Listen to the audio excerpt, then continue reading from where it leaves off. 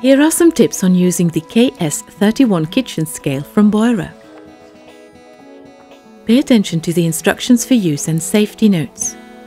Insert the batteries provided.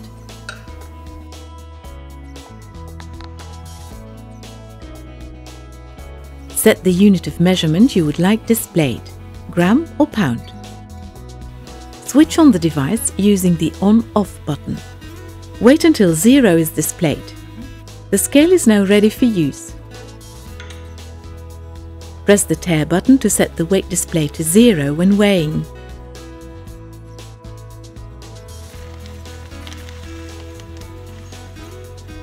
The weight is displayed and the measurement is complete.